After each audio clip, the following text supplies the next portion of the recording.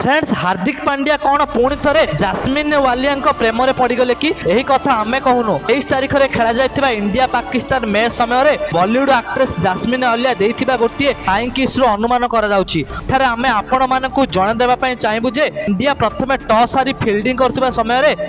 मोहम्मद सामी गोड़ सामान्य आघात अनुभव करते से निजर व्यक्तिगत तृतीय ओवर सारी सिमरू को पलैते फ्रेंड्स जहाँफल आमर भारतीय दलर अधिनायक रोहित शर्मा हार्दिक पांड्या को सामी बदल में बॉलिंग करने जहाँ होता आम आपण मानक निश्चय कहबू फ्रेंड्स दयाकोरी भिडियोटी को शेष पर्यंत देखंतु friends Hardik Pandya 90 over bowling करथुवा समय एतेबेले बाबर आजम को विकेट नहीं से समय शिखर धवन साइड रे बसी एक्ट्रेस और सिंगर जास्मिन वालिया टे फ्लाइंग किस देउथिबार वीडियो कैमरा रे कैद होइछि आ सोशल मीडिया रे खूब वायरल हेबार लागिछि फ्रेंड्स कुहा जाउछि जे ए फ्लाइंग किस रु स्पष्ट भाव में जना पड़ुछि जे हार्दिक पांड्या एवं जास्मिन वालिया परस्पर रिलेशनशिप रे अछंती फ्रेंड्स आपण मानको कोन लागुछि कोन जास्मिन वालिया पई हार्दिक पांड्या एवं नताशा भाभींकर डाइवोर्स होइतिला आउ किछि कारण थिला आपनको कोन लागुछि हमरे माध्यम निश्चय जणांतु एवं एमिति इन्फॉर्मेटिव वीडियो पई हम चैनल को लाइक शेयर एवं सब्सक्राइब कर दियंतु फ्रेंड्स।